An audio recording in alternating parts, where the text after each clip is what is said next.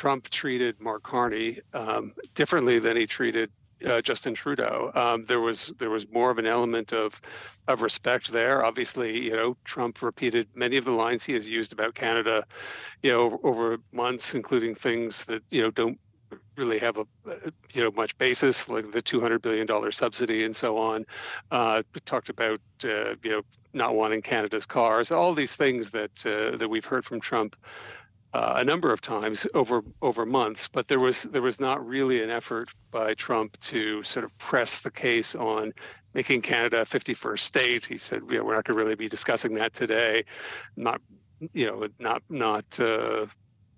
going too far down that road. So Carney didn't speak a whole lot during that, and there was really, I only saw sort of one moment where it seemed like he felt like he had to stand up to the president in some way, but it was for Carney a lot smoother than it otherwise might have been. I want to ask you about his approach here as we dig into that a little bit more. And when he did speak, he noted that President Trump is, as he put it, transformational president, a relentless advocate for the American worker. I think the prime minister said, talked about security, talked about fentanyl. So he clearly knew what to say, or was well coached on what to say. These are the issues that President Trump has been harping on here over these last many months. These are the issues when it comes to U.S.-Canada relations that President Trump clearly cares a lot about. Yeah, that's right. I mean, he obviously had those lines ready, and they were, I'm sure, somewhat music to the president's ears. That he wants to hear those things, and I think it did emphasize the point right at the beginning there that Canada also wants to crack down on the fentanyl trade. I mean, the evidence shows that very little of the fentanyl that goes into the U.S. actually comes from Canada, but Canada has its own fentanyl problem, and it has its own death rate, overdose rate, and so on. That's not that different from what the U.S. is experiencing. So this notion that sort of circulated earlier in the presidency when Trudeau was still prime minister, that Canada was the major problem here. Trump didn't speak very much about the fentanyl issue, and he said very positive things generally about USMCA, which it was generally a good deal. Of course, it has to be renegotiated, it has to be changed, and so on. But not tossing USMCA out in this meeting, which I think was a bonus. And you saw that in the Canadian dollar, and the Canadian dollar moving at one point to its highest level since October, as the president was speaking. I want to ask you just a bit more about that. So yes, I noted the strengthening of the currency, the Canadian dollar, and the Mexican peso as well, and sort of beyond the remarks about their friendship and the relationship between these two leaders, we heard the president kind of wax nostalgic about his Trump roots in Canada, having some relations who lived in the country, brought up Wayne Gretzky as a famous Canadian that he has a lot of affection for, brought up Mr. Ovechkin of the Washington Capitals, who I don't think has any Canadian roots or history. But buried within all of that was a lot of talk about this trade deal, and it's one that after it was negotiated by the first Trump administration, the president was very proud of.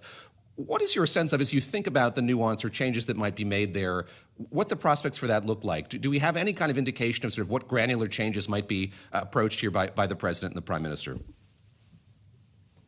Well, I mean, I doubt very much that there will be a lot of sort of really granular stuff dealt with today. But in the longer course of time, it's pretty clear the president is after a few things. One is the auto sector. That Canada exports a little more than 1 million vehicles a year to the U.S. The president would like that to stop altogether. What will that look like? And then some other sectors where Canada is a big exporter. Lumber is one the president has mentioned a number of times. And it didn't come up today that I heard, but the dairy sector, where Canada has a somewhat awkward protectionist stance that's a little bit different than most other sectors, that makes it more difficult for U.S. farmers to sell into Canada. I'm sure that's going to come up because it comes up at every trade negotiation. So we know that there are a bunch of friction points, but there are really 3 or 4 major ones, and I would expect that's where the focus will be when it gets down to a review of the USMCA, whenever that happens. Derek, one final question for our global audience on Bloomberg Radio and YouTube who may not be following this story closely, but see the post from this president, which he often talks about there being this subsidization of $200 billion. He brought it up again here during the course of that meeting, then said whatever that number might be, but the U.S. has been subsidizing Canada. Again, for those who haven't been following this closely, what is the president referring to there? Help us make sense of that line of attack that we keep hearing from the president of the United States. To be honest, nobody's quite certain what he means when he says $200 billion. He's never fully explained it. Now, if he's talking about the U.S. trade deficit with Canada, that number last year was $36 billion, goods and services. It's a little bit higher on the goods side because Canada sells a lot of energy into the U.S. And then the U.S. actually has a trade surplus with Canada. When you net it all out, that's $36 billion. I mean, you can decide for yourselves whether a trade deficit constitutes a subsidy, but that's the number from last year. The president sometimes speaks about military defense and the fact that Canada has not spent 2% of GDP, which is what NATO allies are supposed to spend on military, and that Carney has said he's got a plan to ramp it up to 2%, but it's going to take a number of years.